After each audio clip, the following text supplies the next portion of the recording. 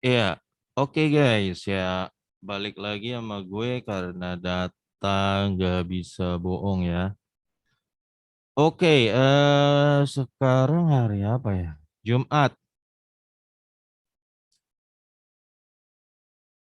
tanggal 2 ya, 2 Desember 2022 guys. Oke, IHSG tadi ya turun ya, tapi turunnya juga lebih kebanyakan karena Goto ARB ya, karena kan Goto karena dia kapitalnya itu gede banget sehingga dia jadi kalau ARB terus ini jadi beban gitu. Tapi nggak masalah guys. Jadi ISG emang kelihatan turun tapi sebenarnya kalau dirata-ratain tuh enggak karena yang turun tuh yang bebannya itu Goto gitu loh.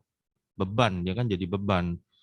Ya nggak apa-apa kita misalnya nanti turun jadi 6.900 lagi nggak apa-apa karena lebih kepada faktor Goto yang turun. Kayaknya Goto tuh bisa ARB berapa hari nggak lagi nggak tahu kayaknya ya. Ini masih ada 250 juta lot ya, 25 miliar loh masih di kolom over itu mau ARB sampai hari keberapa? Gua nggak tahu ya. Lihat aja. Ya, oke. Intinya di saham kita logika harus jalan aja guys ya. Di saham itu banyak orang yang sangat pinter loh guys, sangat pinter membuat sebuah skema untuk meraih keuntungan, untuk menjebak para retail yang mendapat keuntungan. Intinya asal lu memperbanyak pengetahuan kita sendiri masing-masing guys ya. Non kita sendiri dan berlogika dengan baik ya kita nggak bakal kena makan kayak gitu-gitu. Minimal ya. Oke, gue sekarang mau bahas Medco ya. Hari ini turun 4% ya Medco ya. Oke. Ini waktu itu gue beli sekitar 4 bulan lalu tuh gopean ya. Udah beger, memang beger. Beberapa sekarang gue pegang Medco udah nggak sebanyak 2 bulan lalu ya. Udah berapa ya gue alihin ke bank. Dan harga gas juga lagi udah mulai agak stabil tapi masih tinggi. Setahu gue tadi kemarin gue lihat. Oke, kita lihat aja Medco. Kayaknya lagi naik. Kayak gini grafiknya. Ya dia produksi minyak dan gas ya. Lembar saham beredar 25 miliar. PT Medco 51%. Diamond Bridge 21%, masyarakat 26%. Jadi masyarakat kira-kira ada sekitar 7,5 miliar lah dipegang masyarakat lembarannya ya. Oke, ya kita langsung lihat aja laporan keuangannya guys. Bentar gue cek dulu. Tes. Oke, ya ekuitas 18 triliun di 2019. 2020 minus turun 2 triliun ke 17 turun 2% ke ke 17 triliun. 2021 turun lagi 10% ke 16 triliun. Dan ini ekuitas naik 34% ke 21 triliun ya. Ini penaikan terbesar dalam 4 tahun ekuitasnya dan ini berarti kinerja dia secara paling bagus ya. Salah satu kontroversinya Medco itu karena dia DER-nya gede ya guys ya. DER-nya gede. Ini 21 triliun kan ekuitasnya. Nah, hutangnya tadi gue catat, gue lihat di laporan keuangan tuh ada 76 triliun ya. 78 triliun sehingga DER-nya itu sekitar ya 325% DER-nya. Nah, ini yang di tapi ini udah lebih baik ketimbang berapa bulan sebelumnya yang sempat tembus 500%. Artinya ada perbaikan DER. Kenapa dia bisa memperbaiki DER-nya? Karena saat ini lagi untung gede. Waktu itu kan waktu masih di Gope tuh, Medco ada yang nanya ke gue, ada yang komen lah pokoknya. Tapi Medco nih gimana ya, DER-nya gede banget nih, apa bisa beggar gitu ya. Kalau gue pribadi memang DER gede itu bahaya ya, ada resiko. Jadi lo harus hati-hati ya guys. Gue ngomong secara seobjektif mungkin ya, nggak gue lebih-lebihin. Tapi kenapa gue lihat ekuitas dulu guys? Karena gue punya logika gini. Hanya perusahaan yang bisa ngatasin debt-nya aja, utangnya aja yang bisa naikin ekuitasnya. Itu aja logika gue. Ya. Berarti dalam posisi ini, kalau Medco bisa naikin 34%, berarti untuk saat ini lo kasih garis bawah, Med, utang yang segede itu nggak masalah buat Medco. Berarti kan, dan masih sisa cash lebih. Untuk naikin ini kan dia perlu cash nih. Ke sini kan, masih sisa. Berarti dia nggak ada masalah untuk utangnya saat ini. Karena memang waktu itu kan harga gas dan minyak itu sempat naik tinggi kan kemarin kan. Ya, itu kalau gua makanya gue lihat ekuitas dulu. Ada beberapa kasus perusahaan DIR-nya rendah guys, tapi dia ekuitasnya turun gitu loh. Ya buat apa gitu loh? Maksud gua lu utangnya rendah tapi pemasukan lu juga rendah. Akhirnya lu nombok juga endingnya gitu loh. Jadi hati-hati logikanya ya. Ya, betul. Tapi gue setuju. DIR gede lebih berisiko. Gue setuju. Tapi gue lebih lihat di ekuitasnya dulu. Jadi kalau dia DIR-nya besar, tapi kalau ekuitasnya tumbuh ya nggak masalah. Itu prinsip gua. Dan kadang DIR pribadi ya guys, DIR itu nggak bisa diterapkan ke perbankan, nggak bisa. Ya, DIR itu nggak bisa diterapkan ke perbankan. Kenapa? Karena ketika lu nabung uang di bank, itu dianggap bank utang sama lu. Misalnya nih, ada nasabah total ya, nasabahnya BCA yang misalnya, naruh duit di BCA ada sekitar misalnya 10 triliun, misalnya. Nah, itu duit nasabah kita taruh kan di bank BCA kan, 10 triliun, anggaplah seluruh Indonesia. Nah, itu dianggap BCA ngutang sama kita 10 triliun. Ngerti ya? Dan itu catat sebagai debt. Jadi makanya bank itu pasti debt-nya gede-gede. Tapi itu nggak masalah, itu debt yang aman, justru bagus. Bank kalau debt-nya makin gede, itu justru bagus. Berarti masyarakat percaya naruh duitnya di situ. Dan bank bisa puter lagi duit yang dari nasabah tadi diputer supaya bisa menghasilkan keuntungan. Misalnya puter buat naruh KPR gitu loh. Apa? Ngasih KPR gitu ke masyarakat. Kan dia dapat return bank kan. Nah, justru bagus. Bang, kalau debt gede ya. Jadi itu guys, makanya bank nggak ngaruh untuk DER ya. Makanya bank ekuitasnya naik terus meskipun DER-nya gede. Ya. Demikian Medco ini dalam posisi kalau analisa gue ya, kelebihan duit, makanya dia kemarin bagi dividen berkali-kali kan. Itu artinya ada duit cash lebih. Ya meskipun DER-nya gede, tapi dia bisa ngatasin karena labanya lagi gede. Tentu karena ini saham komoditas guys, gue ingetin lo ini adalah saham komoditas. Lo hati-hati ya, hati-hati aja. Jadi terpengaruh banget sama harga minyak dan gas ya. Kalau minyak dan gas turun dia akan ikut turunnya. So be careful. Tapi gue sepakat banget bahwa debt-nya yang dia yang 300% itu lumayan berisiko ya. Jadi lo tahu ketika lo masuk sini lo tahu nih lo beli apa ya.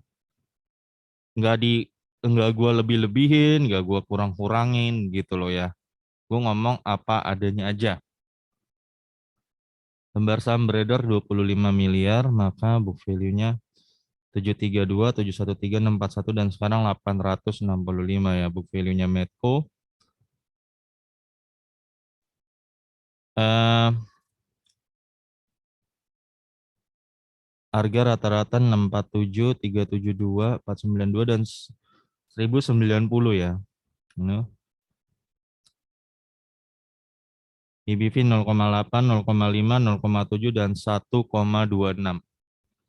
Sekarang 1,26 BBV-nya guys ya. Oke, kita langsung ke laba aja nih, biar nggak ada dusta, biar kita tahu nih perusahaan bener ada untungnya nggak. Jangan eh jangan hanya karena pom-pom aja guys ya. Wah perusahaan ini bagus, misalnya Goto, wah bakal nanti ke depan bakal jadi wah besar. Itu kan teori, apa ya? Bukan teori, amalan gak jelas gitu loh ya. Apa ya bilangnya ya? Susah. Yang nggak ada datanya, hanya spekulasi. Betul. Goto secara pribadi kalau gua pakai Tokopedia itu juga bagus. Tapi ada faktor lain guys di dunia saham tuh nggak hanya kayak gitu aja.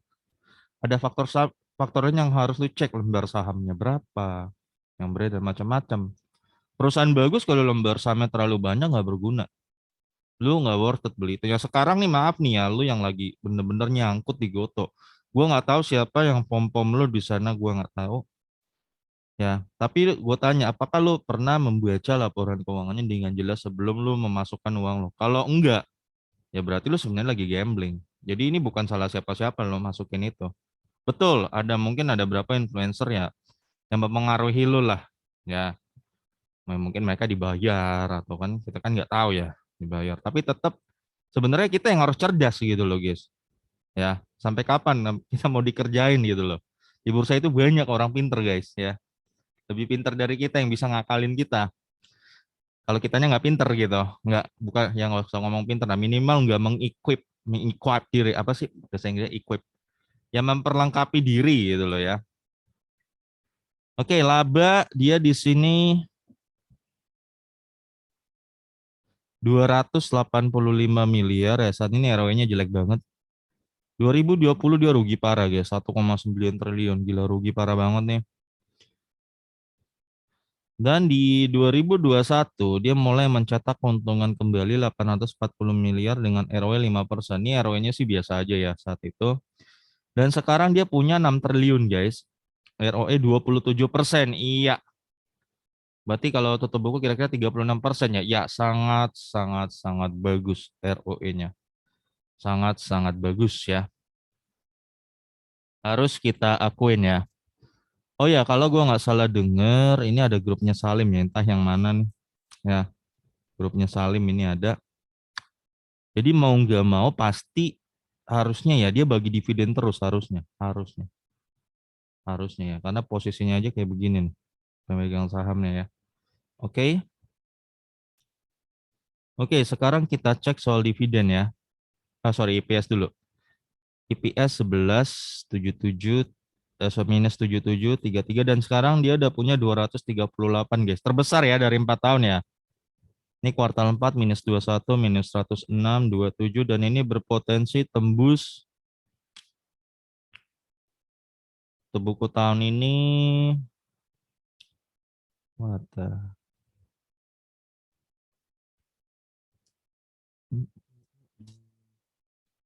Iya, 316 guys. Ya, Medco berpotensi tembus 316.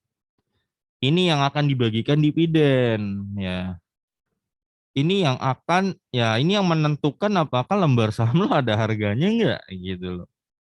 Dari labanya dibagi ke lembar saham. Dalam kasusnya Goto ya dia mau untung berapa juga labanya paling cuma dapat berapa satu lah IPS apa 10.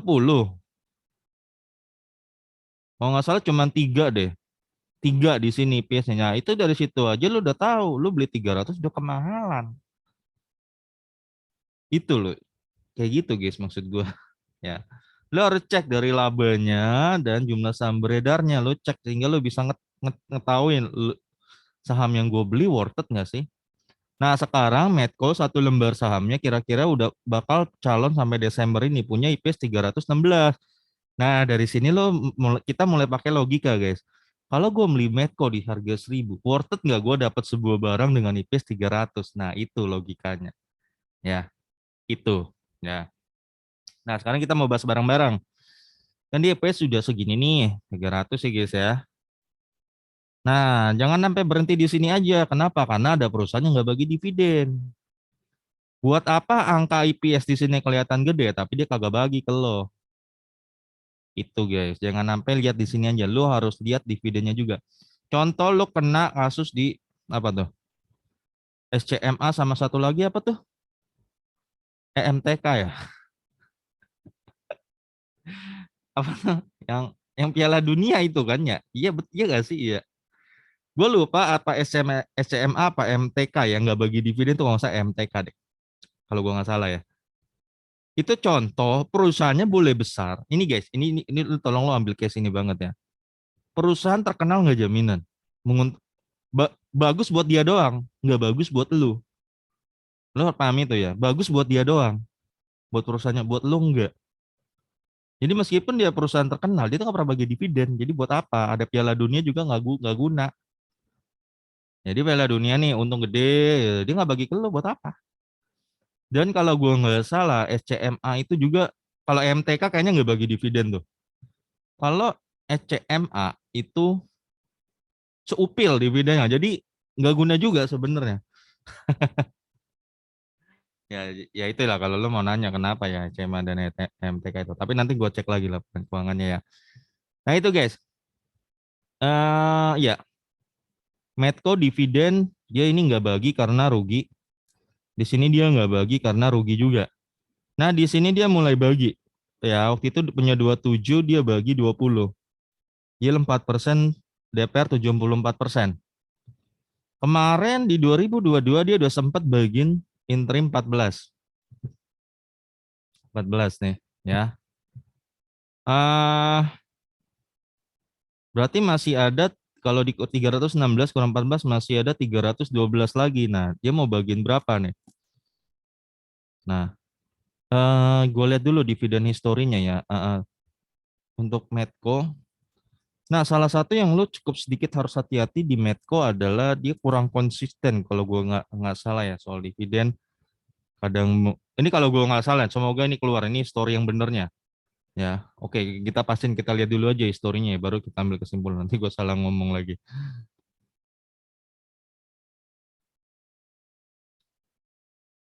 Nah, kita buka ini historinya dia sepanjang sejarah bagi dividen itu gimana ya? Oke, 97 bagi 98, 99 nggak bagi ya mungkin karena kerusuhan nggak ya waktu itu kali ya. 2000 bagi 2001, 2, 3, 4, 5, 6, 7, 8. 7 bagi 8 dia nggak bagi ya. Mungkin 2008 karena juga lagi, kalau nggak salah waktu itu gue masih zamannya Pak SBY, waktu itu lagi kasus juga ya. Indonesia lagi krisis juga kayaknya mungkin waktu itu ya. 8 nggak bagi, 9, 10, 11, 12, 13, 14, 15. Nah, 15 dia bagi, 16 sampai 2021 dia absen. Gue nggak tahu kenapa 16, 18 mungkin rugi ya guys. Mungkin rugi dia nggak bagi dividen. Tapi mulai ini dia bagi karena dia sini dia untung nih. Ya. Ini untung gede nih dari 2022 ini dia untung gede. Ya. Em, nah, karena datanya agak sedikit dalam 4 tahun terakhir kurang jelas dia bagi DPR berapa. Ini seumpama bener dia bagiin 74% lagi. Seumpama guys, catat ya. Seumpama, tapi kemungkinannya gue nggak bakal pasti banget nih. Ya, seumpama dia bagiin 74% lagi dari segini ya. Maka total dividennya ini seumpama ya guys, tolong ya. Kalau benar dia bagiin 74%, dia akan bagiin 233 total, guys. 233 ya. Berarti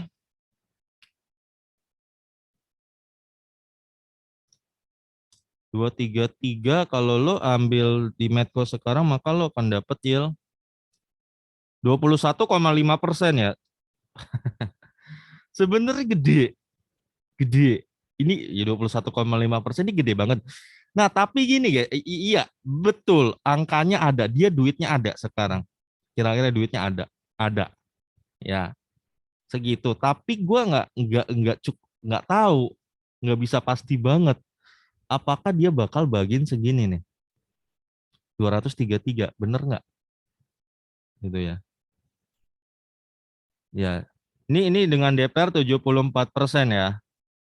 74% dan dia kan tadi kemarin udah bagi 14 tuh berarti tinggal 209. Gimana sih? 219.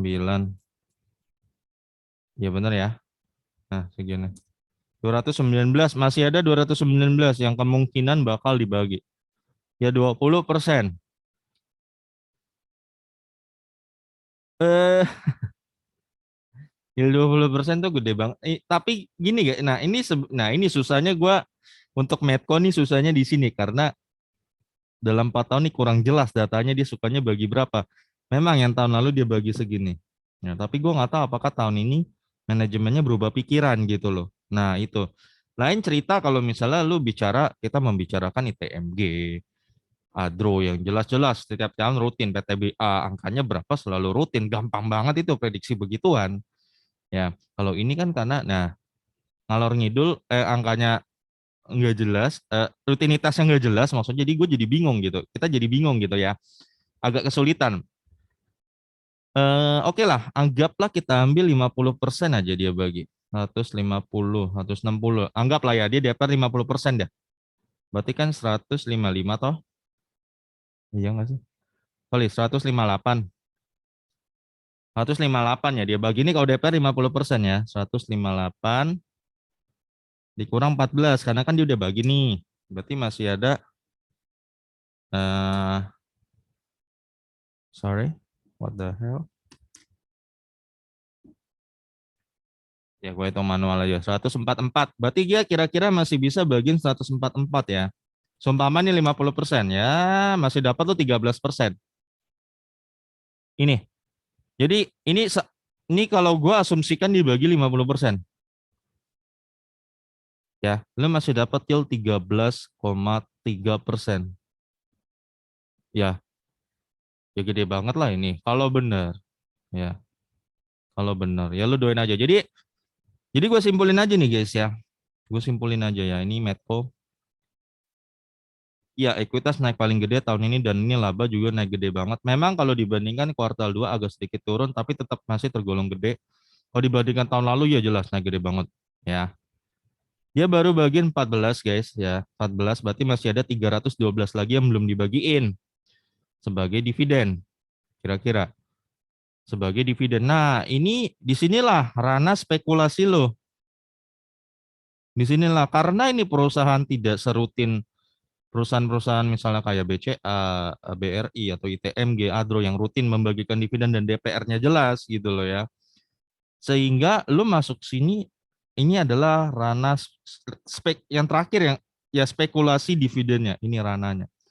Kalau memang benar dia bagikan 50% aja ya 144 ini ya. Masih sisa segini. Maka lo akan masih dapat 13% lagi. Tapi lo harus bersiap yang terburuknya. Terburuknya dia nggak bagi dividen. Atau kecil. Itu terburuknya buat lo. Ya. Jadi lo harus siap. Ingat ya guys, gue udah bilangin apa positif negatifnya ya. Gue udah bilangin, oke. Okay. Dan harga fundamentalnya berapa? Ya kalau gua ambil DP 50% aja ya. Segini aja guys, gua ambil maka harga fundamental Medco adalah 1.500. Untuk saat ini ya. Ya ini guys, ya. Ini. 1.580 sampai 3.160. Ingat, ini dengan asumsi DPR-nya 50%. Ya.